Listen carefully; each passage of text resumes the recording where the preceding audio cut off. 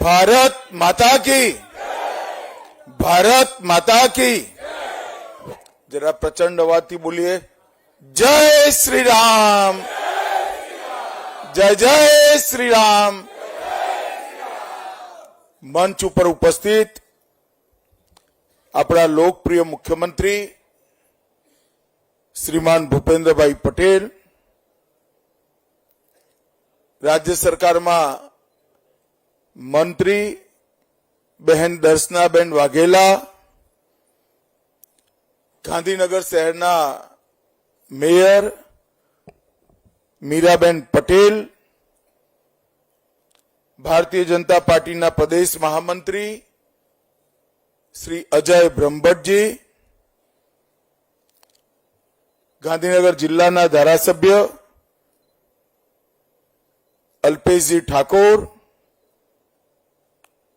गांधीनगर शहरना अध्यक्ष आशीष भाई दवे,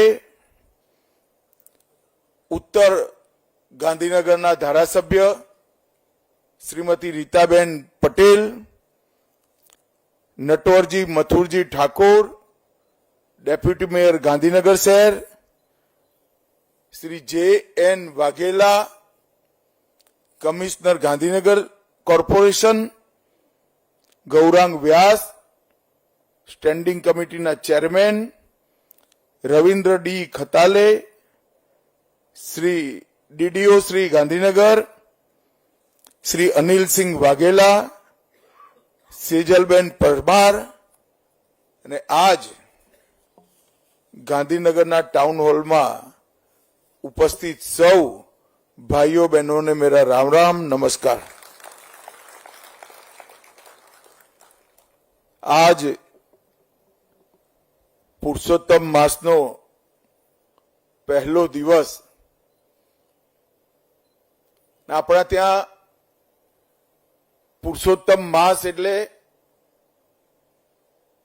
લોક કલ્યાણ, લોક સેવા અને ધાર્મિક કામ કરવાનો મહિનો ગણાય।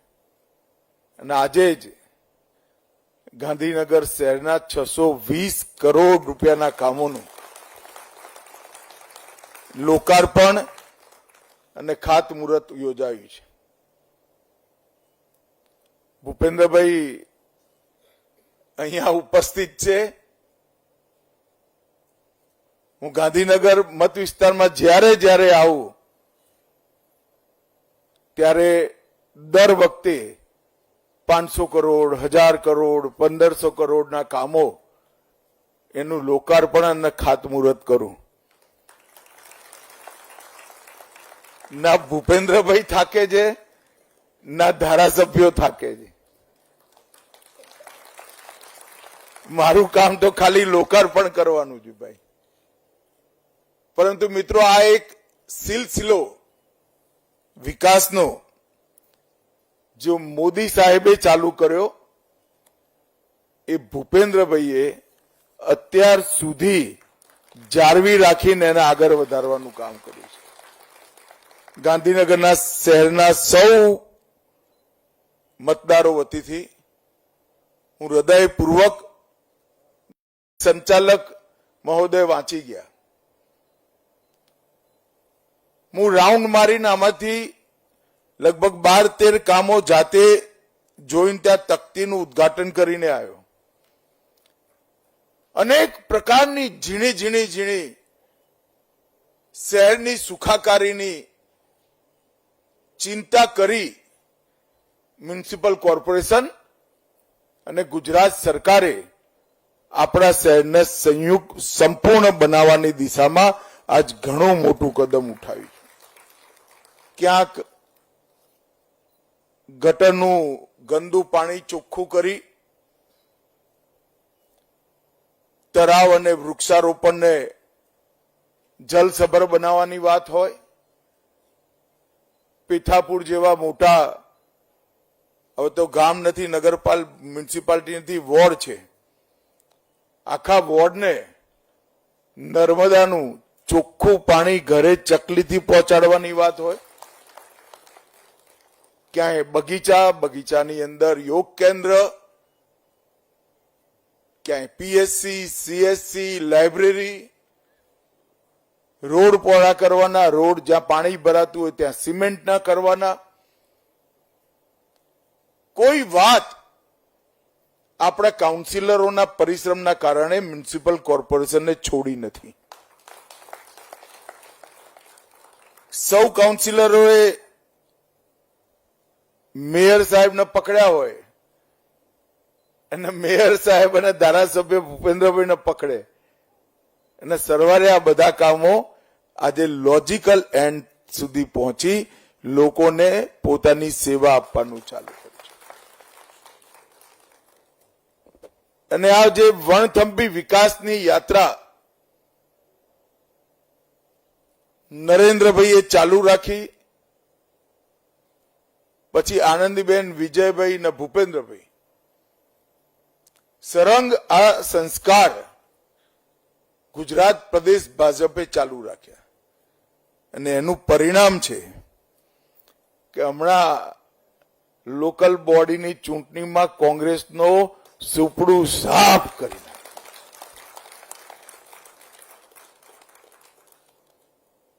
દૂર દૂર સુધી દૂરબીન લઈને શોધીએ તો કોંગ્રેસ દેખાવી નથી રહી.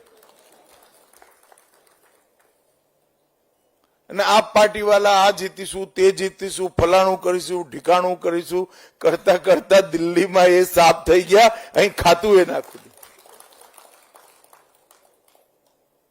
આ જે વિશ્વાસ ગુજરાતની જનતાનો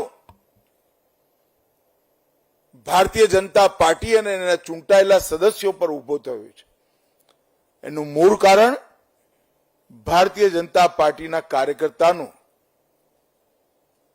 લોકાભિમુખ કામો કરવાનો એક સ્વભાવ ને લગાતાર લોકોની વચ્ચે રહી લોકોની સમસ્યાના નિવારણનો સ્વભાવ, એ મૂળ કારણ છે. મિત્રો, કોરોના વખતે મેં જોયું, હું તો દેશભરના રાજ્યોના સંપર્કમાં હતો, ગુજરાતના એ સંપર્કમાં હતો, પરંતુ ગુજરાત ભારતીય જનતા પાર્ટીનો એક કાર્યકર્તા પોતાના જીવની ચિંતા કર્યા વગર લોકોની વચ્ચે ક્યાંક ગરીબોને ફૂડ કીટ પહોંચાડી, ક્યાંક જેનું કોઈ નહોતું એને દવાખાને પહોંચાડ્યા, ક્યાંક ટેસ્ટિંગ માટેની વ્યવસ્થા કરી આપી અને ક્યાંક વેક્સિનેશનની લાઈન સુચારુ રૂપે લાગે એના માટે પોતાની વેક્સિન લીધા વગર ભાજપાનો કાર્યકર્તા લાઈન સરખી કરવામાં પડ્યો હતો. અનેક કાર્યકર્તાઓ કોરોનાની ચપેટમાં આવ્યા, ઘણા લોકોનો જીવે ગયો, પરંતુ એક સેવાની સુગંધ અને કામનો વિશ્વાસ, જવાબદારીનો વિશ્વાસ ગુજરાતની જનતાના મનમાં અર્જિત કરવાનું કામ ગુજરાત પ્રદેશ ભારતીય જનતા પાર્ટીને કર્યું. અને એનું પરિણામ જુઓ કે જેટલા મ્યુનિસિપલ કોર્પોરેશન હતા, જેટલાની ચૂંટણી થઈ, બધામાં કોંગ્રેસને ક્યાંય જગ્યા ના મળી. સુરત હોય, રાજકોટ હોય, ભાવનગર હોય, અમદાવાદ હોય, નવા બને એમાં મહેસાણા હોય, ક્યાંય કરતા ક્યાંય પહેવા નથી દીધા એમને. રાહુલ ગાંધી અહીંયા કાર્યકર્તા सम्मेलन करता था, अगली बारी कांग्रेस की. अल्लाह भाई 7 जन्म સુધી મેર પડ્યો નથી. અને અહંકાર નથી, જરાય અહંકાર નથી. અહંકાર ભારતીય જનતા પાર્ટીના કાર્યકર્તાનો સ્વભાવ જ ના હોય, પરંતુ ભારતીય જનતા પાર્ટીના કામના આધારે આત્મવિશ્વાસ જે આવ્યો હોય એના આધારે હું કહું છું. ને આપણે બધાએ જ આ જાળવી રાખવું પડે. બધા જ મ્યુનિસિપલ કોર્પોરેશન 100% આપણે જીતી ગયા. 84 મ્યુનિસિપાલિટીમાં ચૂંટણી થઈ, એમાં 77 ભારતીય જનતા પાર્ટી જીતી ગઈ. 34 જિલ્લાઓમાં ચૂંટણી થઈ, એમાં 33 જિલ્લા ભારતીય જનતા પાર્ટી જીતી ગઈ. અને 260 તાલુકા પંચાયતની ચૂંટણી થઈ, એમાં 253 ભારતીય જનતા પાર્ટી જીતી. રાહુલ બાબાને કોઈ આ પરિણામો બતાવ્યા હોય તો સારું, નહીં તો આઈને પાછા એ જ ભાષણ કરશે, અગલી બારી કોંગ્રેસ કી.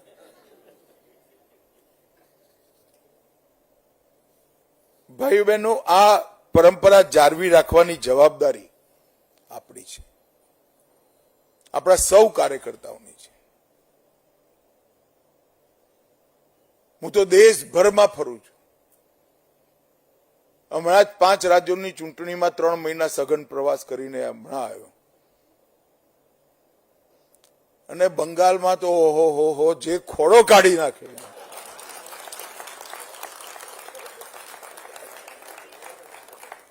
ધોમ ધકતા તાપમાં 42 ડિગ્રી ટેમ્પરેચરમાં મોદી સાહેબની સભાઓ જોઈ હોય તો કુંભનો મેળો લાગ્યો હોય એવી સભાઓ. અને જ્યાં જઈએ ત્યાં જય શ્રી રામ, જય શ્રી રામ, જય શ્રી રામ.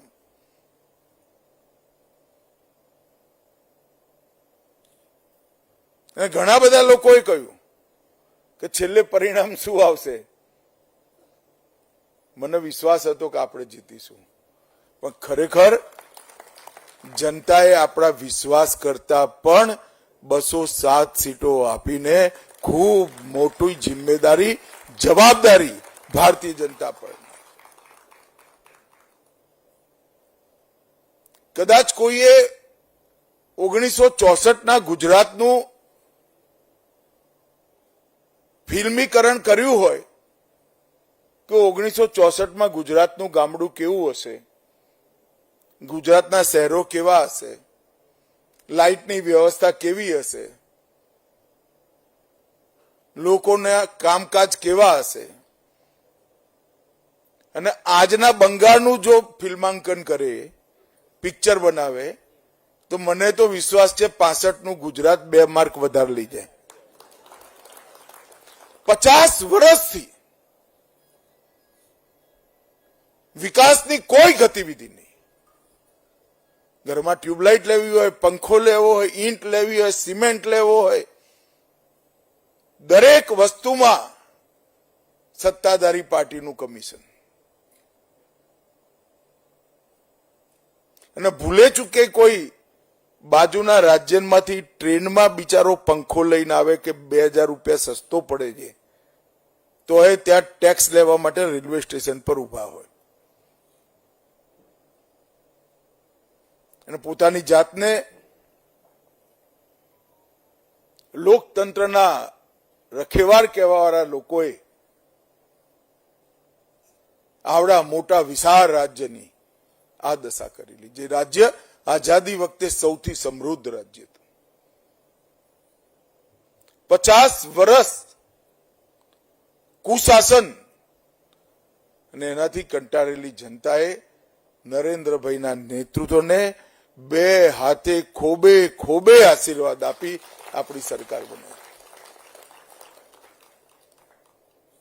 અને આજે ભારતનો નકશો લઈને બેસીએ તો મા ગંગા ઉત્તરાખંડથી નીકળે, ગંગોત્રીથી નીકળે અને બંગાળમાં ગંગા સાગરમાં સમાહિત થઈ જાય.